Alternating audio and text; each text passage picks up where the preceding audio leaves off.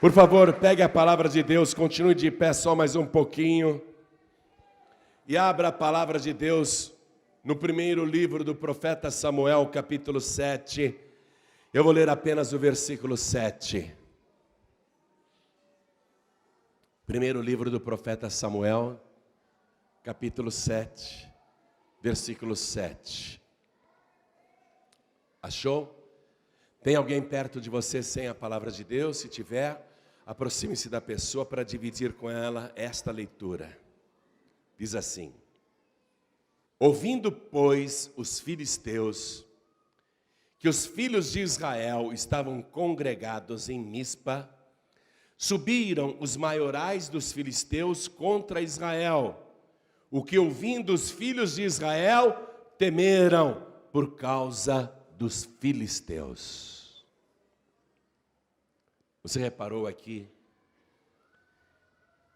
somente neste versículo, 3 vezes a palavra filisteus,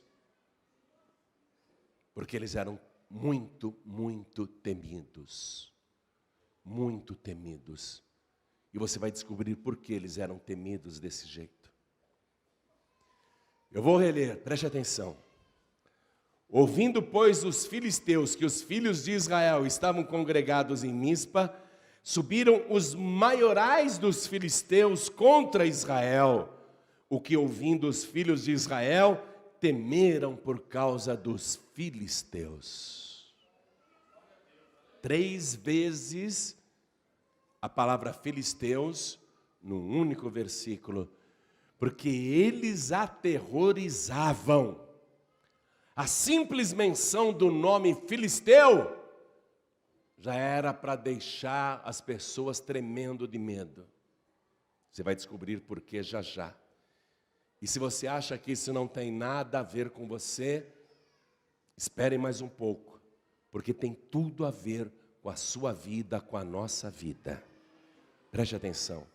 Eu vou ler mais uma vez, e cada pessoa que está comigo aqui na sede da Paz e Vida, de São Bernardo do Campo, Grande São Paulo, Brasil, repete em seguida, vamos lá.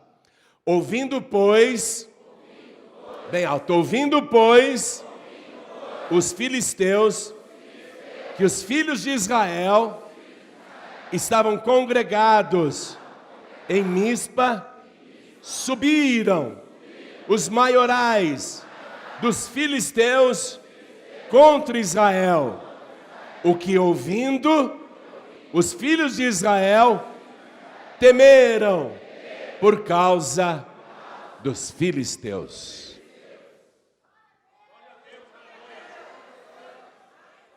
Houve um momento na história de Israel que isso aconteceu, e foi na época do profeta Samuel, coisa de mais ou menos 3.000 anos atrás. Mas tem tudo a ver com a gente nos dias de hoje.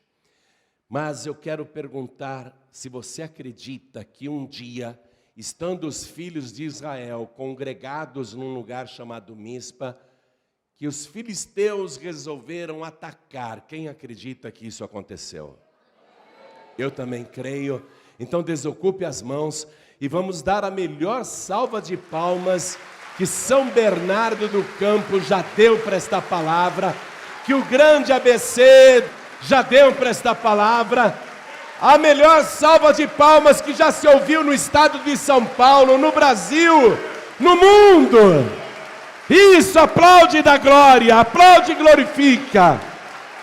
Pai querido e Deus amado, uma grande multidão veio aqui congregar, e é lógico que os filisteus querem atacar, mas ouve agora, Senhor, o nosso louvor. Manifeste a Tua presença no nosso meio. Tome os lábios do mensageiro. Fale com cada vida aqui presente e com quem está ouvindo pela rádio. Envia a Tua palavra com poder e autoridade. E que a Tua palavra vá, percorra toda a terra e produza o resultado para o qual está sendo mandada. Em nome de Jesus, diga amém, Jesus. Quem tiver lugar pode sentar, por favor. Você sabe que quando aconteceu o dilúvio, Noé entrou na arca e ele tinha 3 filhos que eram casados. Um filho chamava-se Sem, outro chamava-se Cã e outro chamava-se Jafé. E todos nós somos descendentes deles, daqueles 3. E descendentes de Noé, que por sua vez, descende do primeiro casal que Deus colocou no mundo.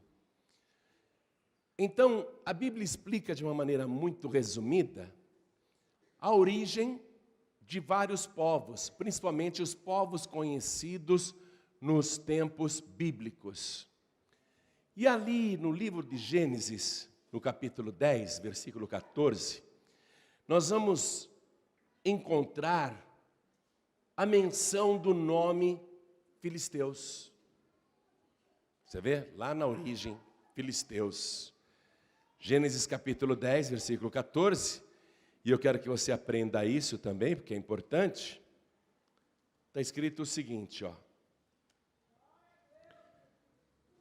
E a Patruzim e a Casluim, donde saíram os filisteus. Donde saíram os filisteus. Esse Casluim que a palavra está falando, ele era filho de um homem chamado Misraim, que era neto de Cã. Cã foi aquele filho que Noé amaldiçoou, porque o pai, pela primeira vez, se embriagou com o fruto da vide, A bebida estava fermentada e ele bebeu muito, ficou embriagado, despiu-se, e este Cã zombou do pai dele, bêbado. Você vê? Cuidado, viu? Às vezes o teu pai bebe e você quer zombar, Cuidado. Este Cã foi amaldiçoado, então ele teve esse neto aí, que chamou-se Misraim. E esse Misraim, ele era pai dos egípcios, ele que deu origem aos egípcios.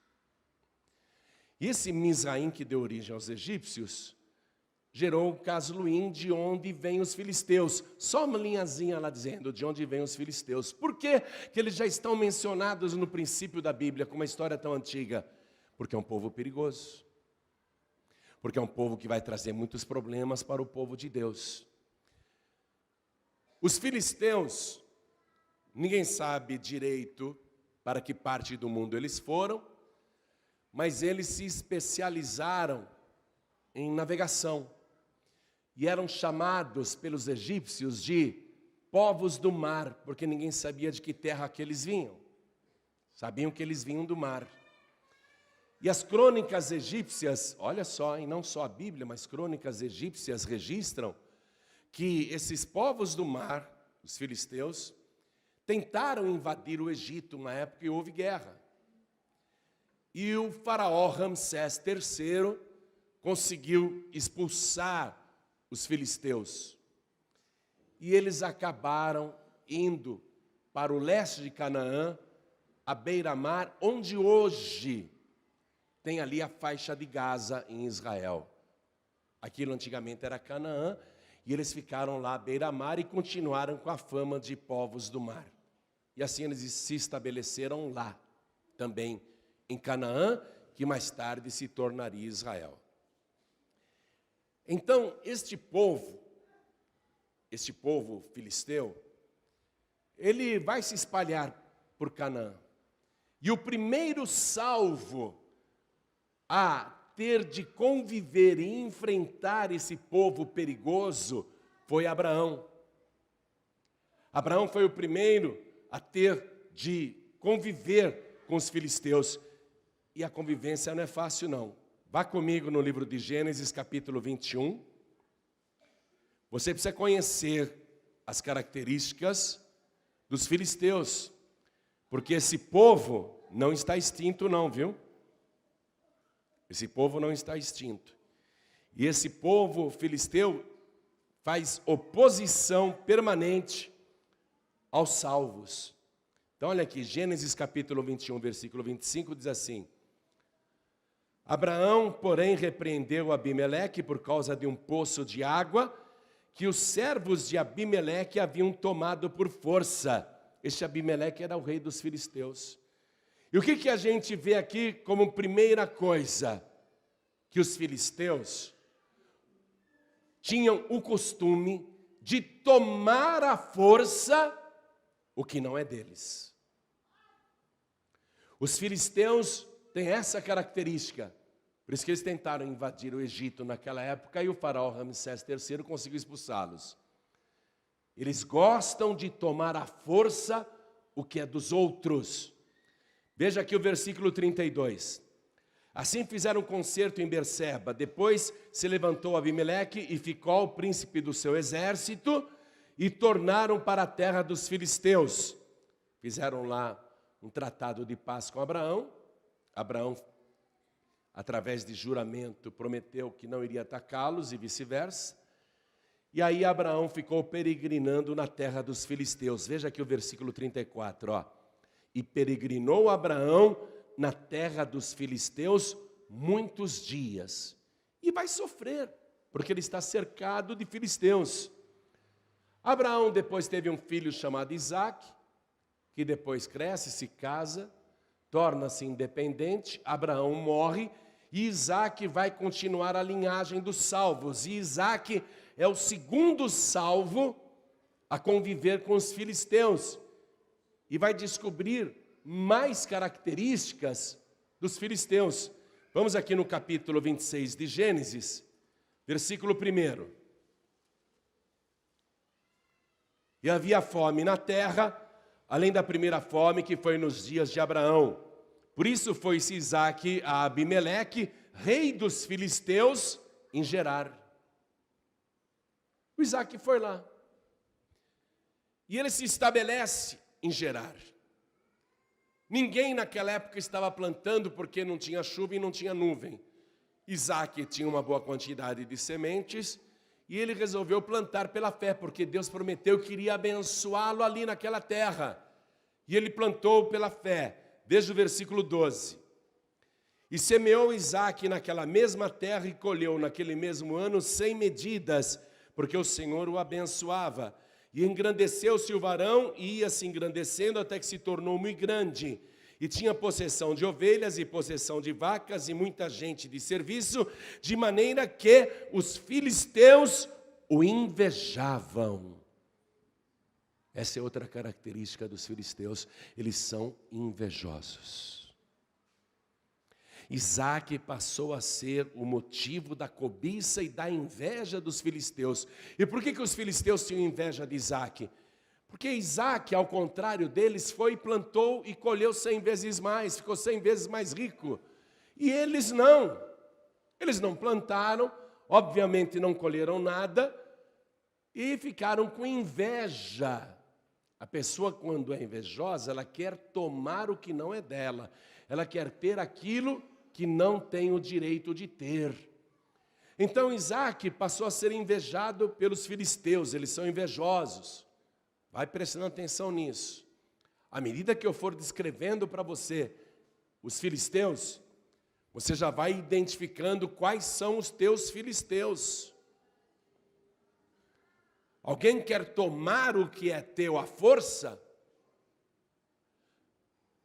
Há pessoas te invejando porque Deus te abençoa?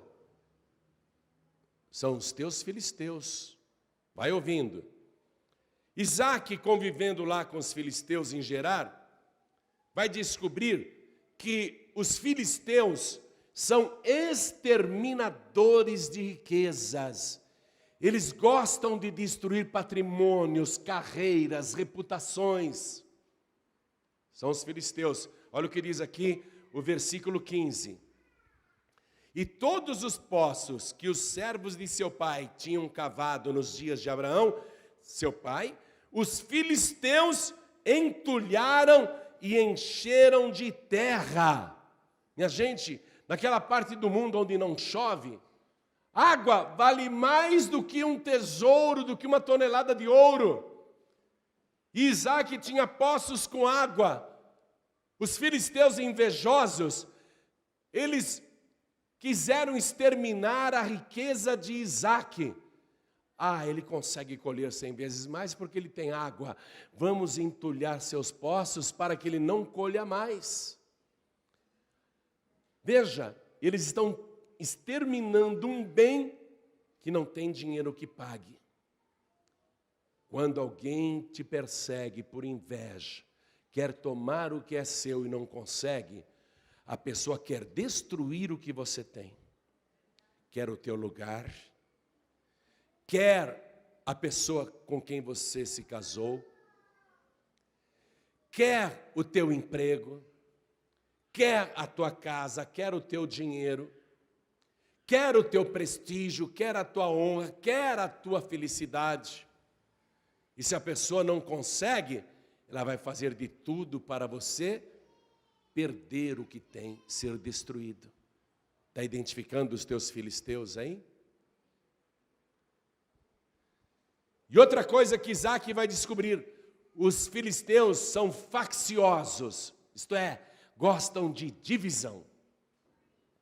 Eles não gostam de unidade, eles são facciosos. Eles têm inveja e eles querem divisão. Escute, vou ler aqui o versículo 16. Disse também Abimeleque a Isaque: aparta-te de nós, sai de perto da gente, porque muito mais poderoso te tens feito do que nós. São facciosos, gostam de dividir. Outra característica dos filisteus, eles são roubadores, versículo 19. Versículo 19. Cavaram, pois, os servos de Isaque naquele vale e acharam ali um poço de águas vivas. E os pastores de Gerar porfiaram com os pastores de Isaque, dizendo: esta água é nossa. Quer dizer, está reclamando um direito que não é deles. Por isso chamou o nome daquele poço Ezeque, porque contenderam com ele. Então cavaram outro poço e também porfiaram sobre ele, por isso chamou-se o seu nome Sitna. E partiu dali e cavou outro poço e não porfiaram sobre ele, por isso chamou o seu nome Reobote e disse: porque agora nos alargou o Senhor e crescemos nesta terra. Depois subiu dali a Berseba e apareceu-lhe o Senhor naquela mesma noite e disse: eu sou o Deus de Abraão teu pai. Isaque, não temas, porque eu sou contigo, e abençoar-te-ei e multiplicarei a tua semente por amor de Abraão, meu servo. Os teus filisteus podem querer tomar o que você tem, podem ter inveja do que você tem, eles podem entulhar os teus poços, eles podem pedir para você suma daqui, eles podem fazer de tudo para te destruir, mas Deus está te dizendo neste momento: não tenha medo deles, porque eu sou o Senhor teu Deus, e eu estou contigo para te livrar, te abençoando eu, quem impedirá? Se Deus é contigo, como que o inferno, ou os invejosos, ou os perseguidores, ou os facciosos podem te destruir? Se o dono de toda a terra está contigo, Ele está contigo por onde quer que andares. E eu quero que você dê um glória a este Deus, que sempre te guarda e te protege de todos os filisteus. Ninguém poderá te destruir. Entopem teu poço aqui, pode abrir outro ali que Deus vai te abençoar e você vai achar água. Tentam roubar tua riqueza, tentam te destruir, fizeram um complô para você ser mandado embora, estão querendo tirar você de uma sociedade, estão querendo destruir a tua felicidade. Nenhum filisteu tem poder para fazer isso. Se Deus fizer esta declaração: eu sou contigo por onde quer que andares.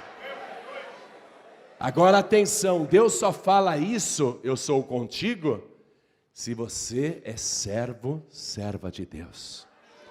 se você faz o que agrada a este Deus.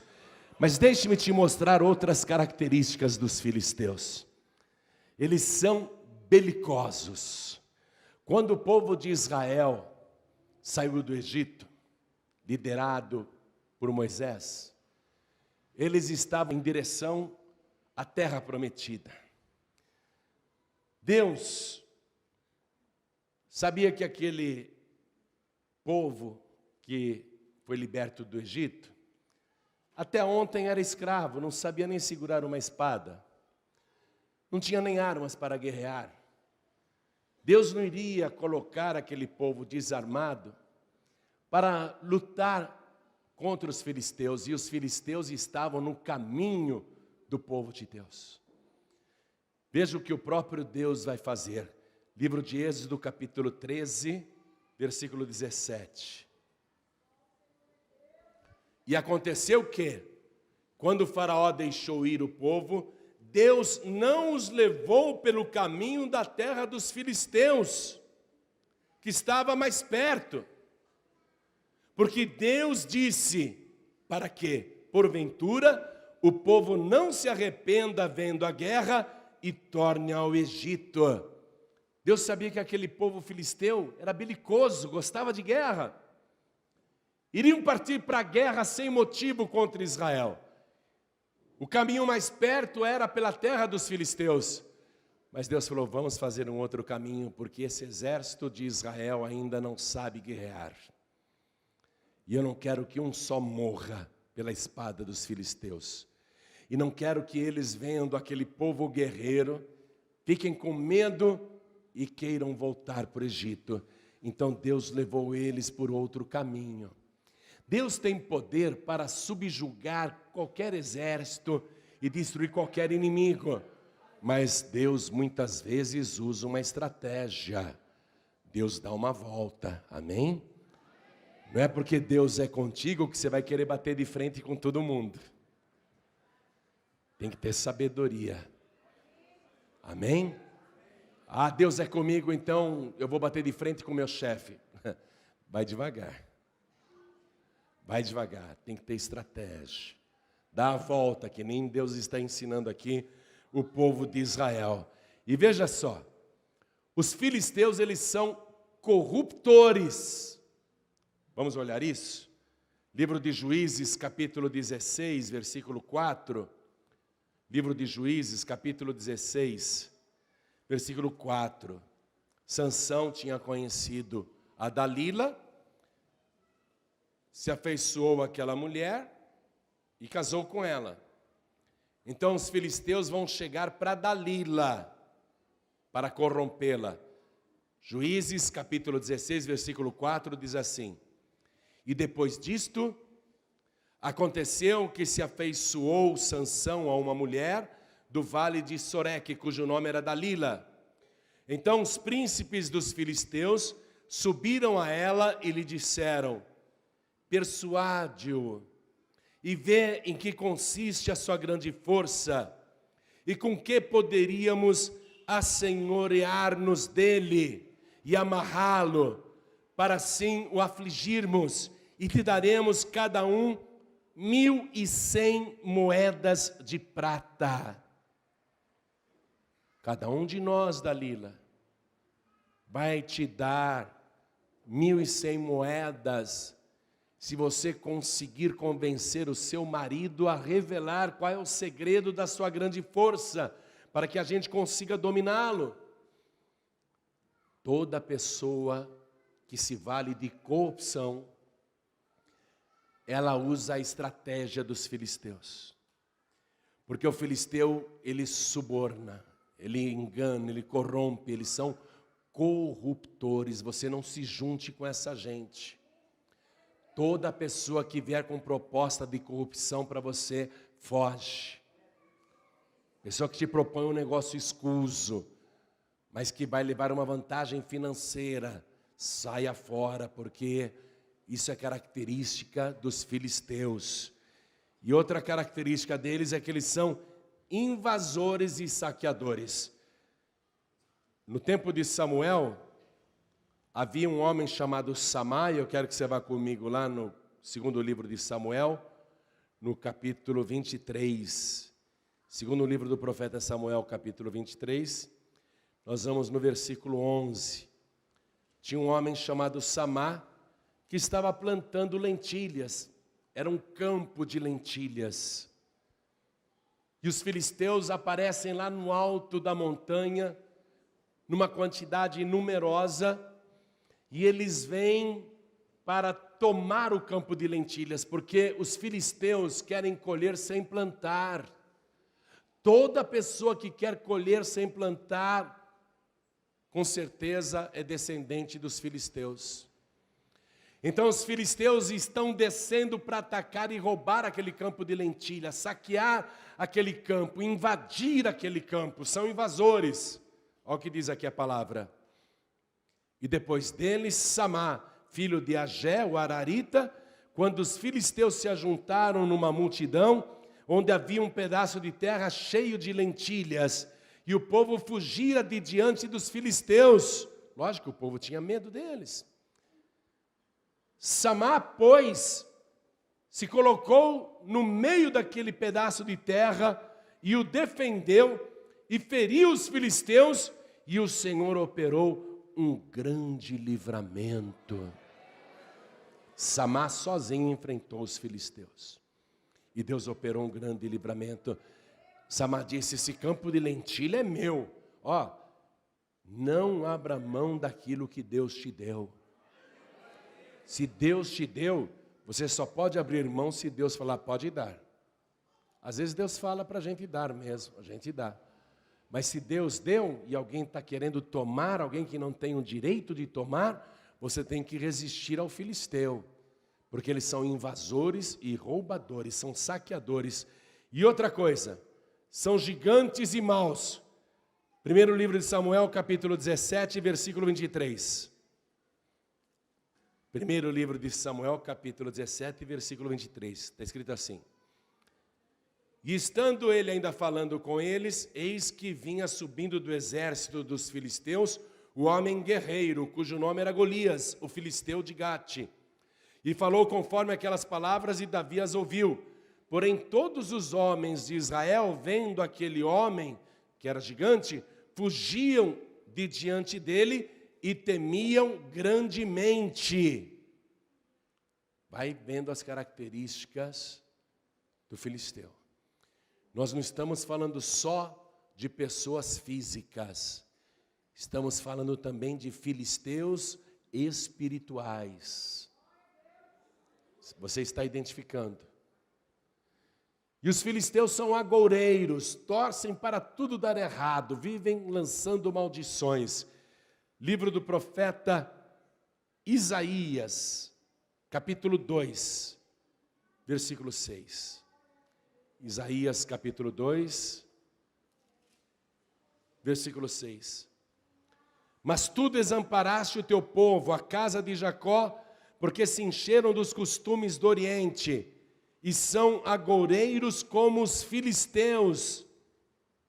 São agoureiros como os filisteus, e se associam com os filhos dos estranhos. Nós não podemos ter essa prática de agouro, mau agouro e maldições. E temos de nos afastar de pessoas que são assim, porque são descendentes de filisteus, são agoureiros, torcem sempre para o pior acontecer, e eles são devoradores. Vai identificando, eles são devoradores. Isaías capítulo 9, versículo 12. Pela frente virão os sírios, e por detrás os filisteus, e devorarão a Israel com a boca escancarada. Eu te falei que os filisteus não são apenas pessoas físicas, mas também pessoas espirituais. São devoradores. E para a gente já ir terminando, esta palavra, olha aqui, ó, preste atenção nisso. Os filisteus são perigosíssimos, mas você só vai cair na mão deles se aborrecer, se desagradar a Deus. Livro de Juízes, capítulo 13. Juízes, capítulo 13, versículo 1. E os filhos de Israel tornaram a fazer o que parecia mal aos olhos do Senhor, e o Senhor os entregou na mão dos filisteus por 40 anos. Se você fizer o que é mal aos olhos do Senhor, Deus não pode dizer: eu sou contigo por onde quer que andares. Se você fizer o que é mal aos olhos do Senhor, Deus vai te entregar nas mãos dos filisteus.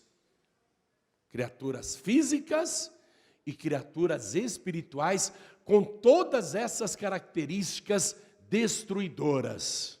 Então não é bom negócio você sair da presença de Deus. Não é bom negócio você fazer coisas erradas estando na igreja. Ter o seu caminho dividido. Perder o temor de Deus. Começar a agir como os filisteus agem. Fazer as coisas de maneira errada.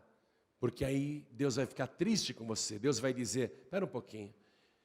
Eu estou te criando para você fazer parte do meu povo. O meu povo tem outra característica. Você está agindo como filisteu. Então eu vou te entregar na mão dos filisteus, porque você já faz parte dos filisteus. Aí a tua vida vai ser só desgraça.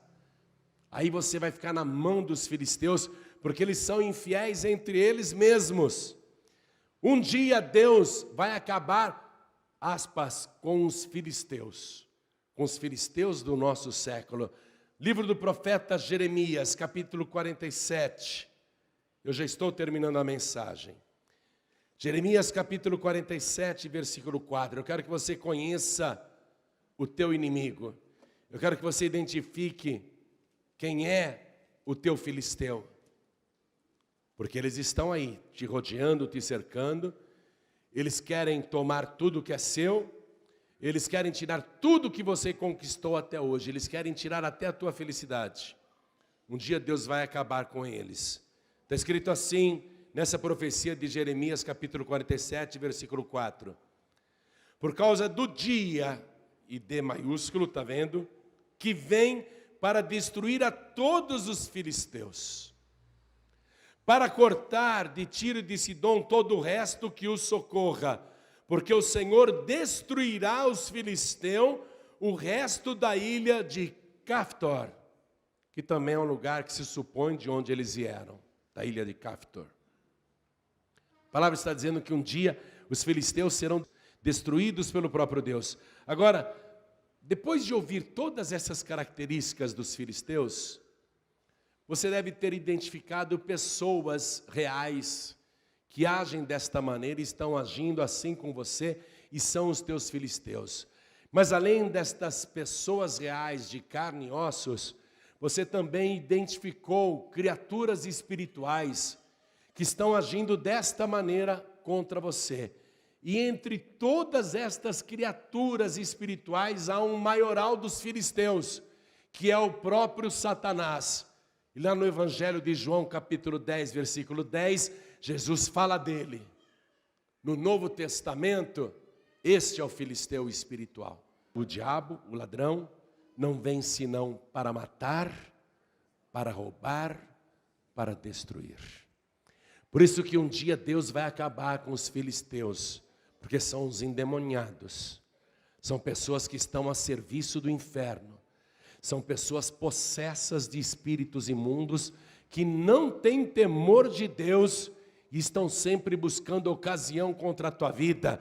Mas quem comanda a mente desses secretários do inferno é o próprio Satanás, o maioral de todos os filisteus. Então, quando o povo de Israel, que congregava lá em Mispa, olhou e viu os filisteus vindo, o povo teve grande medo. Foi esse o início da nossa leitura. O povo temeu demais. Então eles chegaram para Samuel, que era um homem de Deus, que tinha grande prestígio naquela época.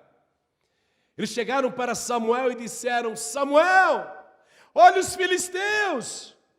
não cesses de clamar ao Senhor nosso Deus por nós, para que nos livre da mão dos filisteus. Eles pedem isso, porque eles sabem que Samuel é um homem que fala com Deus desde criança.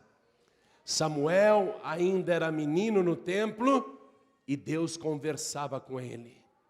Samuel falava e Deus ouvia. E o próprio nome Samuel significa ouvido por Deus. Então todo o povo de Israel, sabendo que Samuel era um homem ouvido por Deus, foi pedir oração. Não cesses de clamar ao Senhor nosso Deus por nós, para que nos livre da mão dos filisteus. Primeiro ensinamento, preste atenção. Primeiro ensinamento, clamar sem cessar. Clamar sem cessar, não é orar uma vez ou outra. Você identificou os teus filisteus aí? Conforme eu fui lendo a palavra, você foi vendo pessoas, foi se lembrando de pessoas, foi identificando espíritos, entidades. Você está cercado por filisteus. Você precisa da primeira arma para enfrentar os filisteus, que é clamar ao Senhor nosso Deus sem cessar. Amém? Por isso que nós estamos começando a convocar o povo para muita gente orar, tanto na igreja, 7 sextas-feiras, 7 domingos, como também orar 40 meias noites através do rádio. Nós pelo rádio, você em casa, você liga o rádio à meia-noite e por 7 minutos nós vamos clamar a Deus para que te livre da mão dos filisteus. Há muitos filisteus te cercando. Eles querem roubar tudo que você tem. Querem destruir tudo que você tem. E se possível, acabar até com a tua vida. Se você já andou olhando em volta, já identificou vários filisteus, não tenha dúvida nenhuma, você está cercado pelo maioral dos filisteus. Os demônios do inferno querem acabar com você.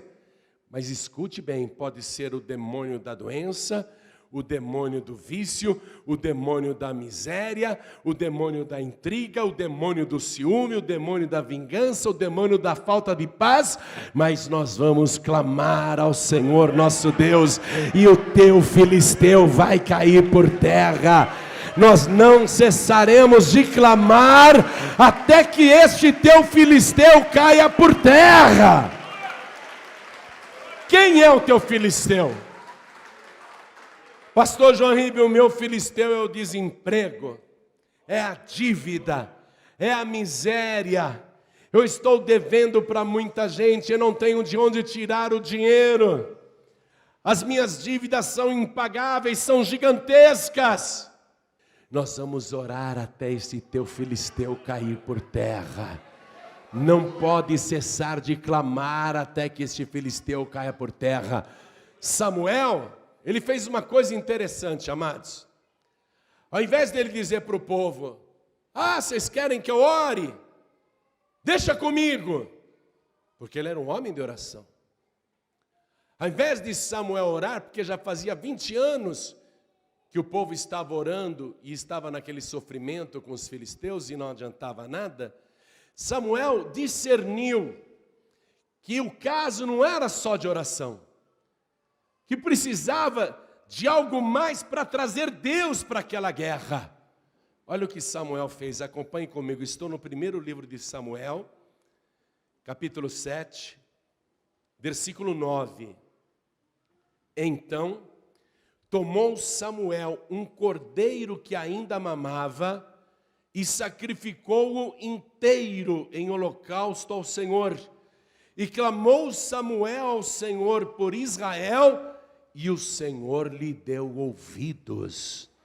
E sucedeu que, estando Samuel sacrificando o holocausto, os filisteus chegaram à peleja contra Israel. E trovejou o Senhor aquele dia com grande trovoada sobre os filisteus e os aterrou de tal modo que foram derrotados diante dos filhos de Israel.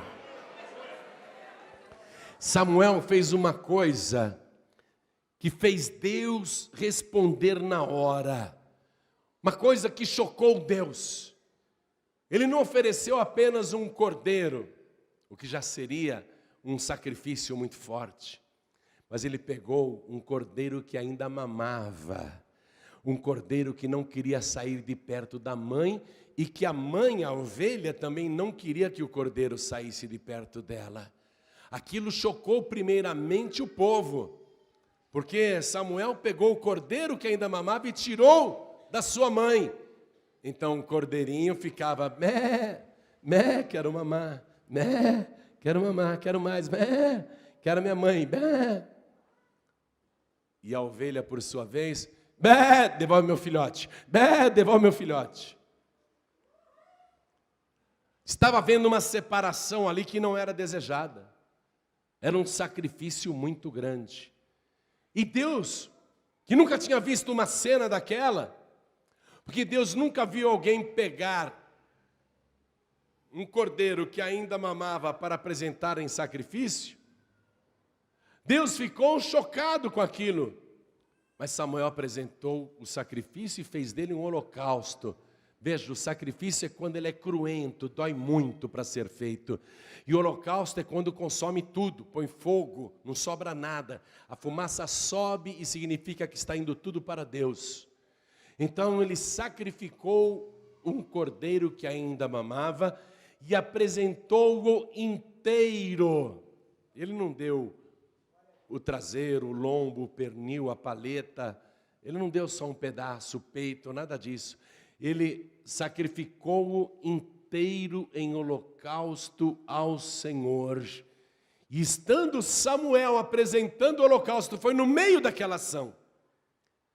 Samuel, ele discerniu o caso para tirar esses filisteus de uma vez por todas. Não é oração, porque vocês já estão orando e não resolve. É o sacrifício com o holocausto. Nós temos que fazer Deus agir de uma maneira definitiva. E aí Deus veio e agiu e deu a vitória. Versículo 12. Então tomou Samuel uma pedra e a pôs entre Mispa e Sem, e chamou o seu nome Ebenezer, e disse: até aqui nos ajudou o Senhor. Agora olha só. Por causa desse holocausto que Samuel fez, além da vitória contra os filisteus, olha as bênçãos que foram conquistadas. Versículo 13. Assim, os filisteus foram abatidos e nunca mais, diga nunca mais, vieram aos termos de Israel, porquanto foi a mão do Senhor contra os filisteus todos os dias de Samuel. Você tem que fazer uma ação para Deus, que faça Deus descer para lutar a tua guerra, e para resolver definitivamente o teu problema, para que daqui a 1 mês, 2, 3, 6 meses ou 1 ano, você não seja vítima outra vez dos mesmos problemas que está enfrentando agora. Porque há quantos anos você está enfrentando esses filisteus? Pastor, eu já estou doente há muitos anos e não saro. Esse é o teu filisteu. Pastor, eu já estou desempregado há muitos anos e não consigo arrumar serviço. Deixa eu perguntar, quem aqui está desempregado há 6 meses? Levante a mão. Há 6 meses. Algumas pessoas. Há 1 ano, levante a mão. Há 1 ano. Vou colocar alto. Há 5 anos. Quem está desempregado há 5 anos? Tem algumas pessoas desempregadas há 5 anos.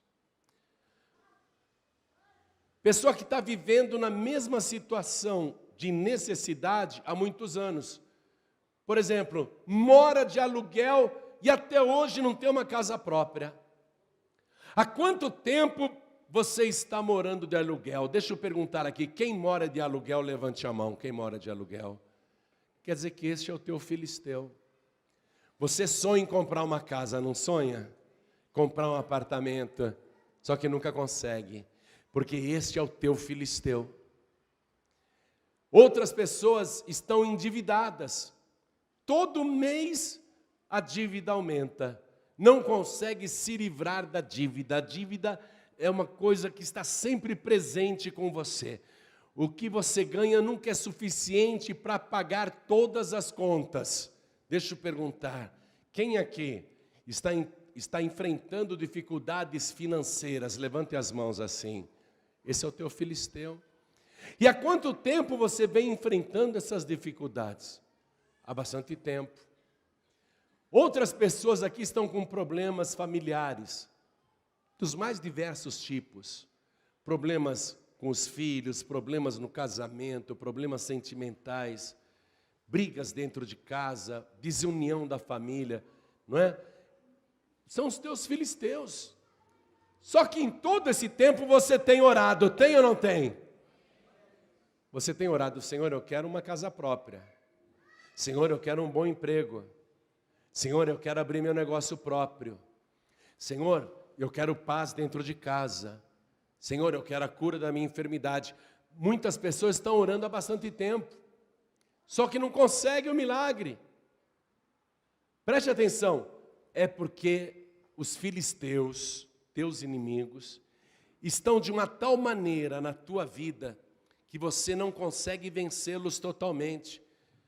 Quando você vence um lado, o ataque vem de outro lado. Vivia doente, conseguiu sarar, agora são as dívidas. Ou então, pagou as dívidas, agora não tem mais saúde. Ou tem saúde, mas não tem mais paz. Você não consegue se livrar do ataque dos teus filisteus, porque eles estão o tempo todo invadindo a tua vida, a tua casa. Olha a bênção aqui que Samuel conquistou, que eu li para você no versículo 13. Assim os filisteus foram abatidos e nunca mais vieram. É isso que tem que acontecer. E nunca mais vieram. Eu vou dar um exemplo para você. A Paz e Vida nasceu em 1982. Deus me mandou abrir a Paz e Vida, eu estava em Manaus, eu morava sozinho em Manaus, não tinha ninguém perto de mim, Deus me deu a Paz e Vida em Manaus. Para abrir uma igreja, você precisa constituir uma diretoria. Fui eu que convidei as pessoas para fazerem parte da diretoria. É obrigatório isso, tem que ter um estatuto, uma ata e uma diretoria. Só que na inauguração da igreja, que foi aberta com as coisas que eu tinha ganhado na Zona Franca de Manaus, com o dinheiro que eu tinha, chegou naquele momento, a igreja foi um fracasso. Eu falei, bom, eu não posso largar a publicidade agora, porque a Paz e Vida não vai aguentar nem pagar o aluguel da sua igreja. E eu falei para Deus, meu Deus, olha a minha oração. Eu não vou largar a publicidade agora, porque essa igreja vai precisar do dinheiro da minha agência. Mas o dia que a Paz e Vida crescer e tiver condições de pagar sozinha as despesas e conseguir me sustentar com a minha família, não precisa de luxo nada, mas só conseguir me sustentar, aí eu deixo a publicidade. Eu fiquei 14 anos fazendo esta oração. 14 anos fazendo esta oração. Quando eu completei 40 anos de idade, era a minha agência de propaganda que pagava o aluguel da igreja. Paz e Vida não tinha condição nem de pagar o próprio aluguel. Quando eu completei 40 anos de idade, eu fiquei num momento decisivo na minha vida. Eu pensei, será que eu tenho mais 40 anos de vida? Se eu tiver mais 40 anos de vida, o que eu vou fazer nos próximos 40 anos? Eu vou ser publicitário ou vou ser pastor? Porque ser publicitário de dia e pastor à noite eu não quero mais. Eu vou escolher. Aí eu decidi, eu vou ser pastor. 24 horas. Vou deixar a publicidade. Aí fui lá e orei a Deus. A igreja estava fechada, eu entrei sozinho, deitei no altar. Meu Deus, eu decidi, viu? Eu vou largar a publicidade e vou ficar nesta igreja que não abre nem durante o dia, mas agora ela vai abrir. Aí eu vendi a minha agência de propaganda e coloquei todo o dinheiro na igreja, com as minhas ideias publicitárias. O dinheiro foi embora e nada aconteceu. Vendi meu apartamento que eu morava no Higienópolis, comprei uma casa mais barata na zona leste de São Paulo, e a diferença do dinheiro usei na Paz e Vida, com as ideias publicitárias que eu tinha. Foram um fracasso só, nada aconteceu. Por último, eu vendi aquela casa da zona leste por $80 mil na época, o que equivale hoje a $320 mil, e eu dei o dinheiro na tesouraria da igreja e avisei: tudo que a Paz e Vida tiver que pagar, use destes dólares. Sim, senhor. Tudo que a Paz e Vida precisava pagar, eu dizia: peguem dos dólares. E eles pagavam. Um dia trouxeram uma conta e me disseram: pastor, tem que pagar isso aqui. Eu falei: ora, pegue dos dólares. E eles disseram: que dólares? Não tem mais. E a Paz e Vida tinha fracassado. Mas não tem $1, não sobrou nem $1. Nem $1, pastor, acabou tudo. E agora? Naquela noite eu fui dormir. E eu sonhei que o Senhor Jesus entrou no meu quarto. E Ele veio com os braços abertos, Ele estava todo vestido de branco e tinha um tesouro na altura dos joelhos, que flutuava e andava junto com Ele. Conforme Ele andava, aquele tesouro andava junto assim. E Ele veio sorrindo na minha direção, eu levantei e Ele parou na minha frente. E Ele disse: tu estás vendo tudo isso aqui? Aí eu olhei para aquele tesouro e balancei a cabeça, né? Que estava vendo. Aí Ele falou: tudo isto é teu, porque tu não me negaste nem a tua casa da zona leste. Mas foi só um sonho. Hein? No dia seguinte eu estava sem nada. Não tinha mais agência de propaganda, não tinha mais clientes, não tinha mais apartamento no Higienópolis, eu não tinha mais casa na Zona Leste, eu não tinha mais $80 mil. No dia seguinte, eu lembrava do sonho, mas a realidade é que eu não tinha mais nada. Porém, foi a partir dali, só a partir dali, que Deus começou a dirigir a minha vida. É como se Deus tivesse dito assim: não tem mais nenhuma ideia publicitária boa, João Ribe? Você não tem nenhuma grande ideia? É como se Deus tivesse falado isso, porque eu tinha esgotado todos os recursos. Não tenho mais ideia nenhuma. Aí Deus falou: agora é comigo. Agora deixa comigo. Aí a Paz e Vida deslanchou e virou febre em todo o Brasil. Mas eu tive a prova. Eu tive a prova, igreja, que o sacrifício, o holocausto, traz Deus aqui na terra. Escute isso. Foi o que Samuel fez. Quando Samuel sacrificou o cordeiro que ainda mamava, o que Samuel queria? Trazer Deus para agir na terra. Eu estava há 14 anos orando: meu Deus, faz a Paz e Vida dar certo, que eu largo a publicidade. Em nenhum momento a Paz e Vida deu certo. Só depois que sacrifiquei tudo o que eu tinha, e quando o que eu tinha virou holocausto, quando eu disse assim para a tesoureira: não tem mais nenhum $, nenhum. Ó, virou holocausto, sumiu tudo, acabou tudo. Só quando virou holocausto, foi que Deus apareceu no meu sonho. E foi só depois daquilo que as coisas começaram a acontecer. Preste atenção. Samuel é um homem que conhece os segredos. Orar, todos nós oramos. Há quanto tempo você está orando? Há quanto tempo você ora para derrotar este ou estes filisteus? E a situação não muda. E você está chorando: oh meu Deus, por que isso não muda a minha vida? Por que nada acontece? Aprenda o segredo que a palavra está te revelando. Esse segredo Salomão também conhecia, porque diz a palavra que o jovem Salomão, no primeiro dia em que seria rei, ele falou: primeiro eu vou sacrificar a Deus. E Salomão apresentou 1000 sacrifícios a Deus naquele dia. Ele ficou cansado de tanto sacrificar. Aí ele foi para o quarto dele e pegou no sono. E Deus apareceu para ele em sonho. E Deus falou: pede-me o que quiseres que eu te dê. Você conhece a história. O sacrifício, o holocausto tem o poder de trazer Deus para a terra, para resolver os teus problemas na terra, para Deus se envolver com os teus negócios na terra.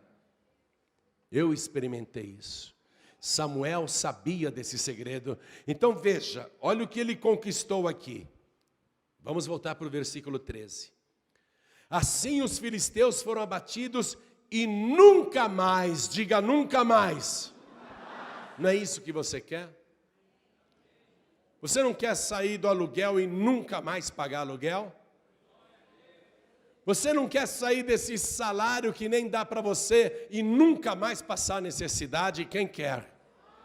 É isso que você quer. Você não quer nunca mais essa situação. Você quer sarar desta doença e nunca mais ficar doente. Quem é que quer ter saúde para sempre? É isso que nós queremos. Você quer sair desse tormento e ter paz, e essa paz nunca mais acabar. Quem é que quer paz duradoura, paz verdadeira? Samuel fez isso. E outra coisa, ó. Versículo 14. E as cidades que os filisteus tinham tomado a Israel foram restituídas a Israel. Tudo que os filisteus tinham tomado, tudo foi restituído. Por causa do quê? Porque ele fez um sacrifício e transformou aquilo em holocausto para Deus. Tudo que os filisteus tinham tomado, Israel recuperou. O que é que os filisteus te tomaram? Pastor, perdi meu carro, não consegui pagar. Pastor, perdi minha casa, perdi meu apartamento, não consegui pagar. Pastor, perdi minha família. Pastor, perdi a pessoa que eu amo. Pastor, perdi o meu filho para as drogas. Pastor, perdi a minha filha para o traficante. Pastor, perdi a minha família, eu tenho um filho preso, eu tenho um outro desaparecido. O que foi que você perdeu? Pastor, eu já tive uma empresa, eu já fui empresário, eu já tive um negócio próprio, perdi. Eu já tive um bom emprego, perdi. Eu já tive uma boa posição, perdi.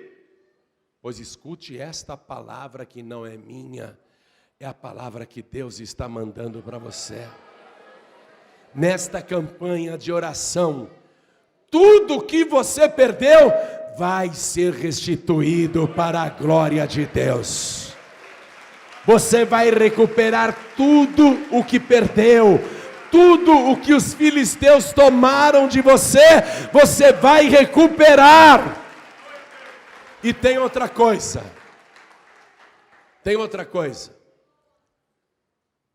Até aquilo que você não perdeu, mas deixou de ganhar.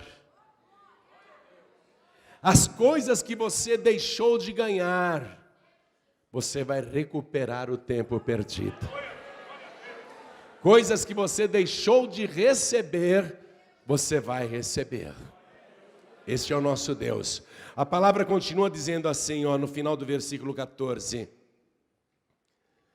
E até seus termos Israel arrebatou da mão dos filisteus. Quer dizer, aquilo que os filisteus não queriam devolver.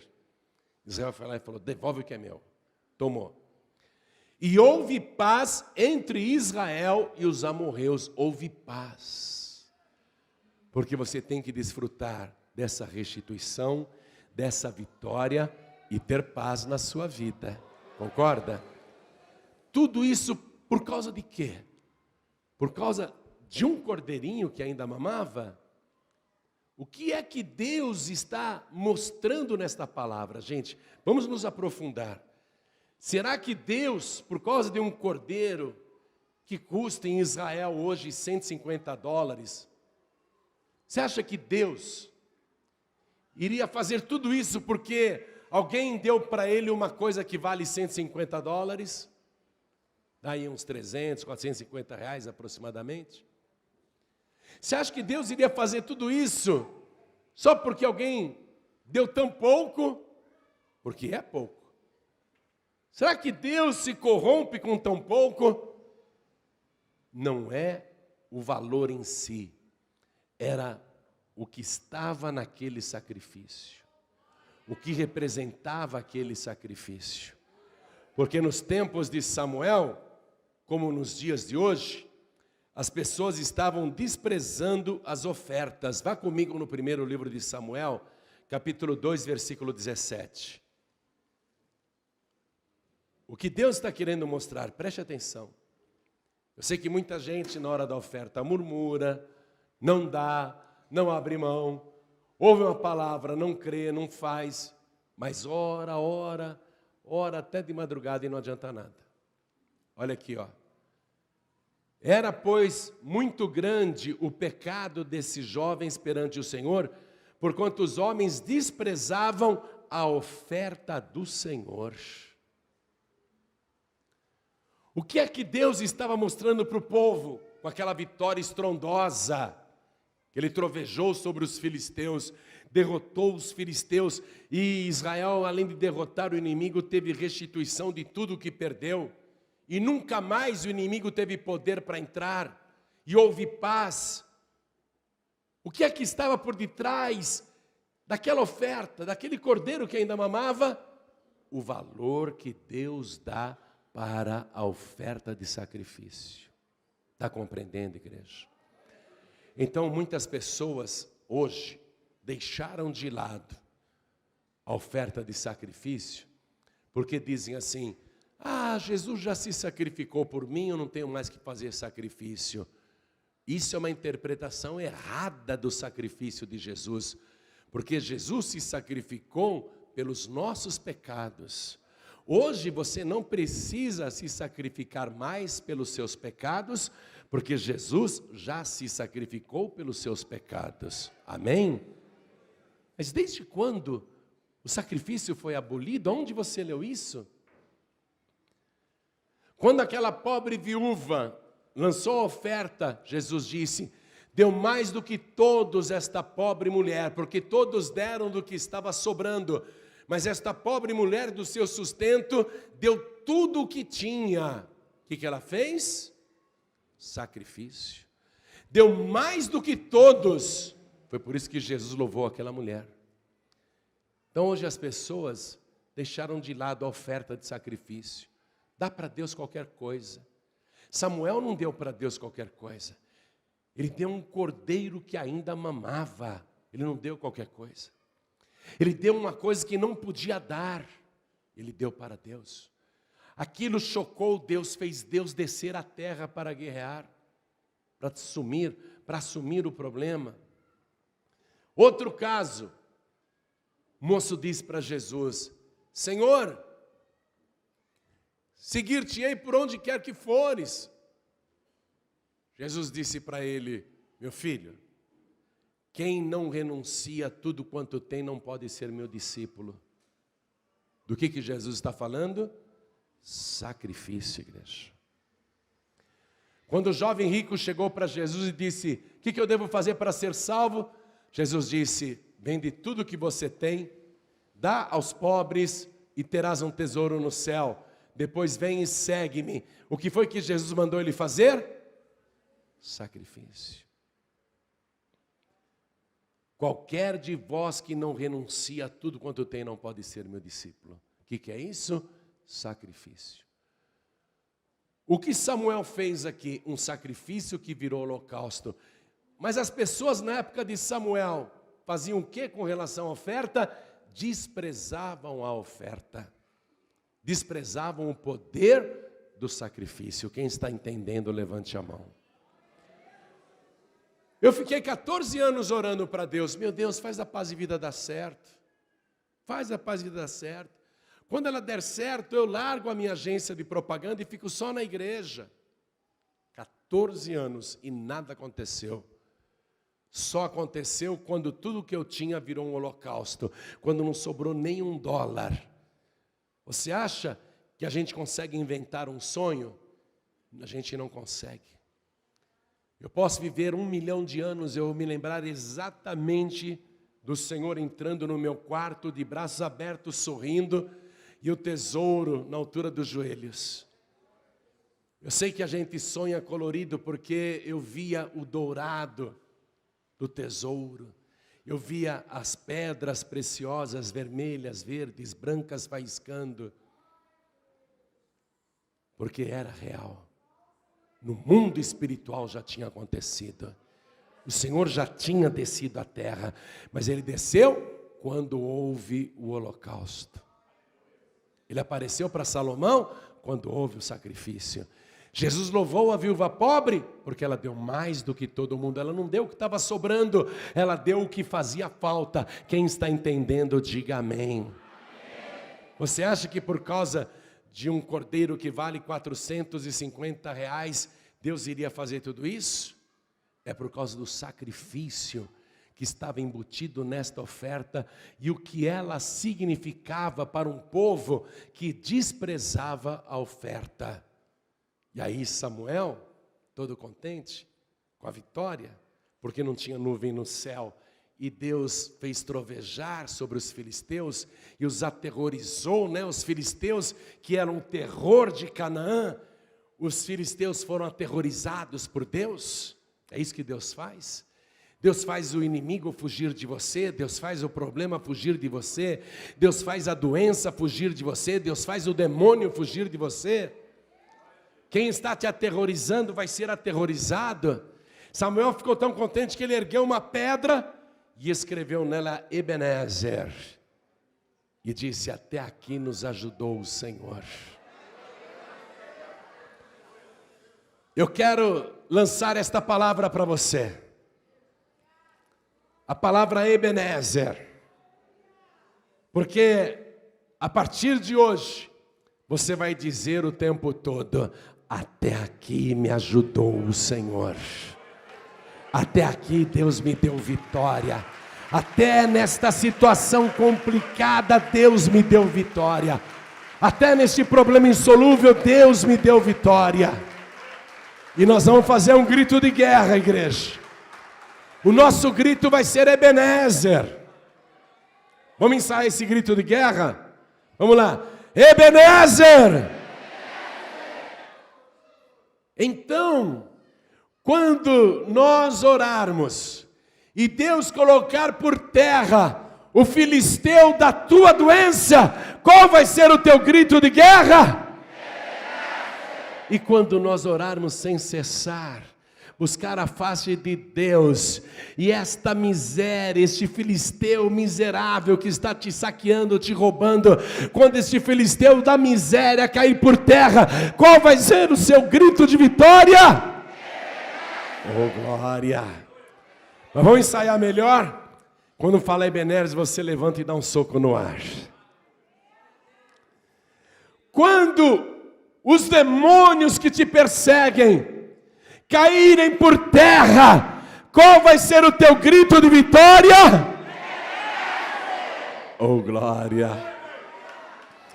Quando o mal que persegue a tua vida, quando a feitiçaria, a magia negra, a maldição e a praga cair por terra, qual vai ser o teu grito de vitória? Oh glória!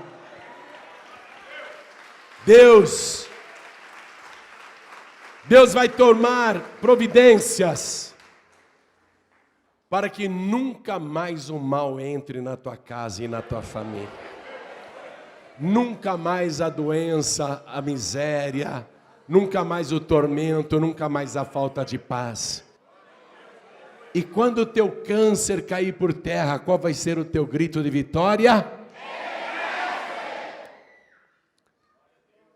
Todos os problemas que te cercam, todos os ataques do inimigo, todo complô contra a tua vida, quando todo mal cair por terra, qual vai ser o teu grito de vitória? É assim que vai acontecer na tua vida. Vamos ficar todos de pé agora. Fique de pé, por favor.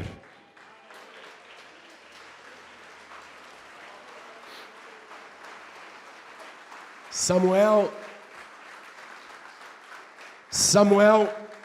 ensinou isso para o povo, mas ele disse uma coisa muito séria para todo mundo.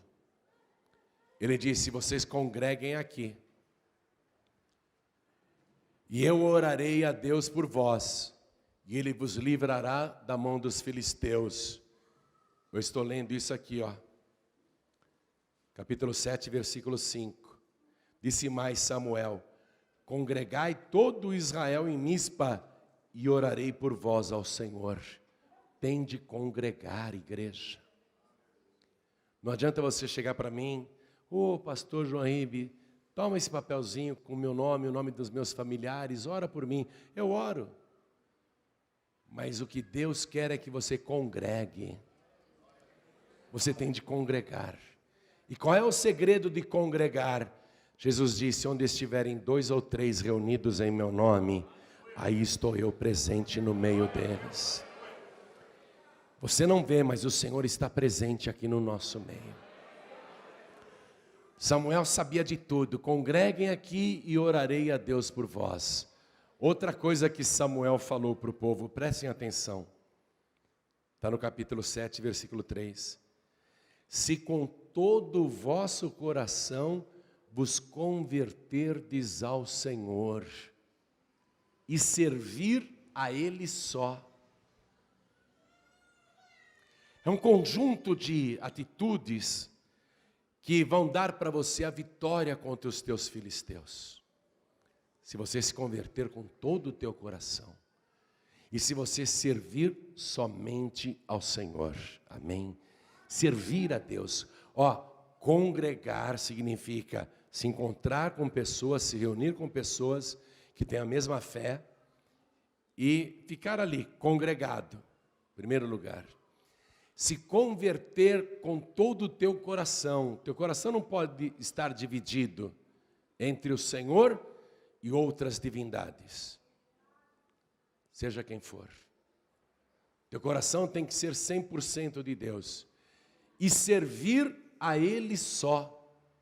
Você não pode servir a Deus e as entidades ou aos espíritos, crer em Jesus, mas também servir a criaturas representadas por estátuas, por imagens. Teu coração tem que ser 100% do Senhor, porque é só isso que Deus requer de você. Amarás ao Senhor teu Deus com todo o teu coração, com toda a tua alma, com todo o teu entendimento e com todas as tuas forças. É fácil. Se você fizer isso, você estará cumprindo o mandamento de Deus. E Jesus disse que você deve também amar o teu próximo como a ti mesmo. Simples, 2 mandamentos.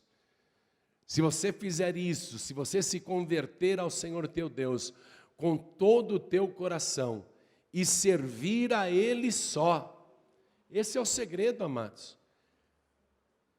Antes de ser preso, antes de ser maltratado, antes de ser crucificado, Jesus na madrugada de quinta-feira, ele fez uma oração ao Pai.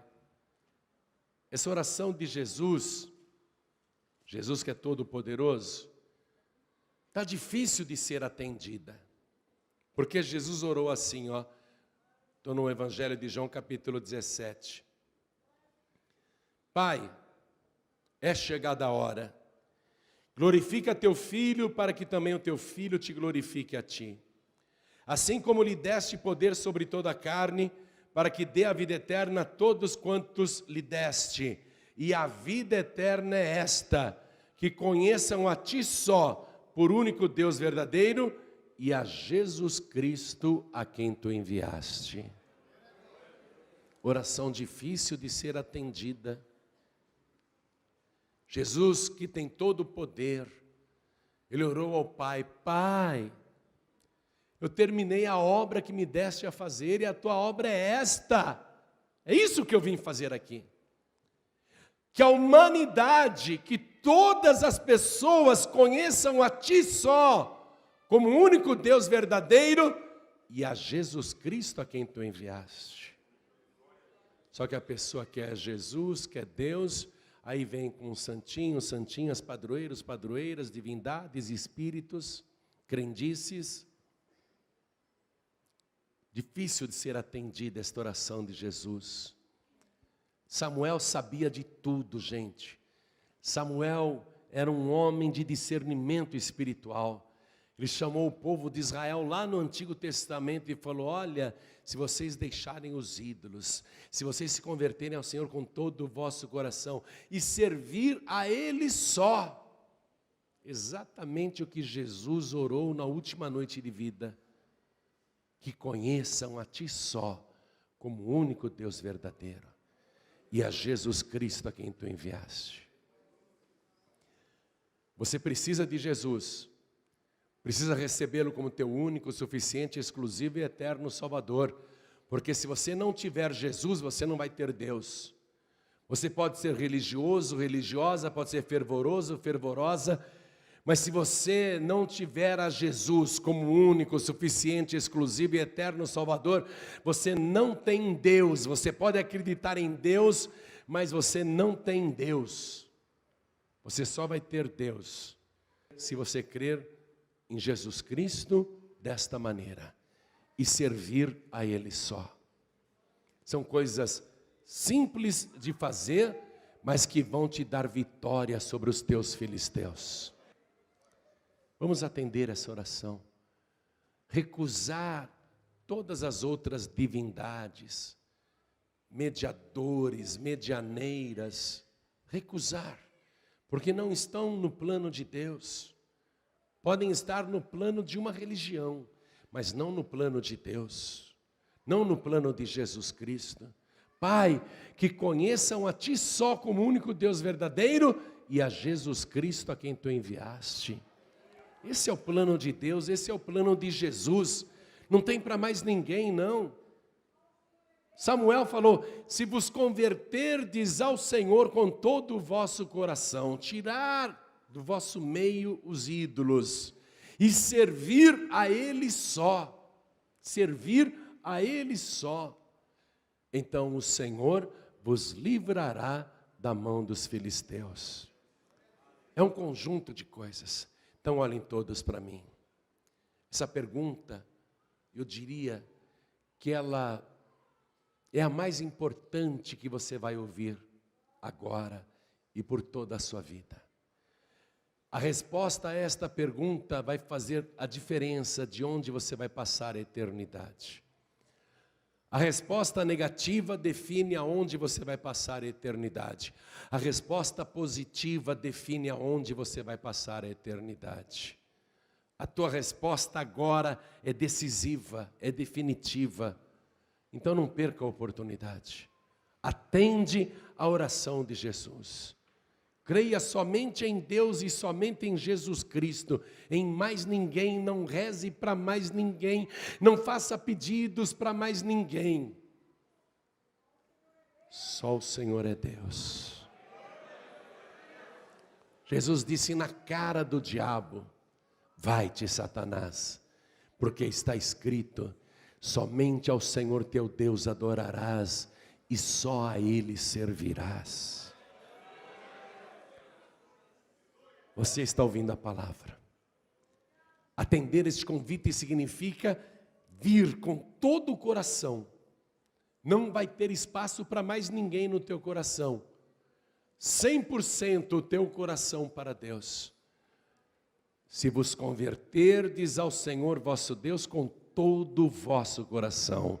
Com todo o vosso coração. Não pode ficar um pedacinho para ninguém. Então olhem para mim. Quantos aqui quer receber o Senhor Jesus como único, suficiente, exclusivo e eterno Salvador? Quem quer, erga a mão direita assim bem alto. Todos que querem. Olha que maravilha. Todos que ergueram as mãos, vem para cá, pede licença para a multidão e vem aqui para frente, por favor. Eu vou ficar esperando você aqui de joelhos. E vamos aplaudir ao Senhor Jesus por cada vida que está chegando. Cada pessoa que ergueu a mão pede licença e vem aqui para frente, vem para cá. Vem para cá, vai chegando, vem, pede licença e vem. Vem, vem, vamos aplaudir mais, chega mais perto, dá a mão aqui. Chega mais perto. Vamos aplaudir ao Senhor, venha, venha. Isso, dá um jeito de chegar até aqui. Venha, venha. Vai chegando, vai chegando. Vamos aplaudir que está chegando mais. Vamos aplaudir que está chegando mais gente. Vamos aplaudir mais, igreja. Glória a Deus. Oh, glória, vem, vem, vem, vem. Pede licença e vem.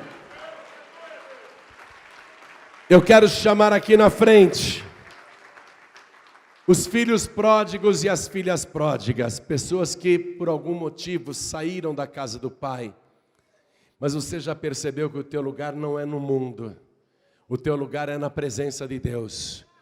Todos os que estão sem igreja, em nome de Jesus, saiam dos seus lugares e venham aqui para frente também. Vem para cá. Todos que estão sem igreja, que faz tempo que não congrega. O que foi que disse Samuel? Congregai aqui. Então vem para frente em nome de Jesus. Vamos aplaudir ao Senhor. Vem, vem. Vai chegando, vai chegando. Vem, vai chegando, vem. Congregai, diz a palavra, congregai. Vem, filho pródigo. Vem, filha pródiga. Vamos aplaudir ao Senhor. Pede licença e vem. Tá difícil de andar, tem muita gente, né? Mas pede licença e vem. Tá chegando mais. Vamos continuar aplaudindo, igreja. Vamos continuar aplaudindo, vamos continuar nos alegrando. Tá chegando mais. Olha que coisa linda. Congregai, diz a palavra. Congregai, vem, vem. E eu quero chamar todos os que se sentem fracos na fé. Pastor Jorimbe, eu ando sem forças para orar, sem forças para ler a palavra, sem forças para vir à igreja. Muitas e muitas vezes eu penso em desistir. Eu sei que eu não posso desistir, mas eu ando sentindo muita fraqueza espiritual. Eu quero uma oração para sair daqui fortalecido. Então vem aqui para frente em nome de Jesus. Nós vamos orar para você voltar para casa fortalecido, fortalecida. Vem para frente. Você que se sente fraco, fraca, vem aqui para frente. Isso, vem, vem, vem. Enquanto eles estão vindo, quero falar com você que ganhou um DVD de um pregador do telhado, ou então está assistindo a gente pela televisão, quer entregar a vida para Jesus? Ajoelhe-se aí ao lado do teu televisor. Quero falar com você que está ouvindo a gente no rádio, em casa, no trabalho, na cadeia, no hospital. Tem condições de ajoelhar onde você está? Então se ajoelhe ao lado do rádio para entregar a vida para Jesus. Você que está nos ouvindo dentro de um ônibus, dentro de um trem, de um comboio, de uma lotação, de uma van, você que está nos ouvindo no autobus, você que está nos ouvindo no metro, eu sou obrigado a falar assim porque tem gente me ouvindo agora em Portugal, no Brasil tem pessoas ouvindo no metrô, em Portugal tem pessoas ouvindo no metro, mas eu pergunto a mesma coisa, quer entregar a vida para Jesus? Eu sei que não dá para se ajoelhar, então faça o seguinte, mande um sinal para Deus, coloque a mão direita sobre o teu coração, isto será um sinal de que você quer entregar a vida para Jesus. Isso, vamos fazer isso agora, todos nós. Quem estiver dirigindo, eu sei que não dá para ajoelhar, mas quer entregar a vida para Jesus, não precisa parar o teu veículo, coloque a mão direita sobre o teu coração. Nós vamos orar agora. Vou convidar os que vieram aqui para frente, na Paz e Vida, sede de São Bernardo do Campo, por favor, se ajoelhem diante do altar. A igreja continua de pé. Coloque a mão direita sobre o teu coração. Ore assim comigo. Meu Deus e meu Pai, eu ouvi a tua santa palavra e eu discerni que há muitos filisteus à minha volta, me cercando, tentando me roubar, me destruir e até me matar. Meu Deus da glória, a tua palavra falou comigo e eu quero congregar e servir somente ao Senhor, com todo o meu coração. E eu quero declarar que o Senhor Jesus é o meu único, suficiente, exclusivo e eterno Salvador. Pai querido, perdoa agora os meus pecados e escreve o meu nome no livro da vida. Me dá agora a certeza do meu perdão e da minha salvação por Jesus Cristo, o meu único, suficiente, exclusivo e eterno Salvador, para todos sempre. Amém.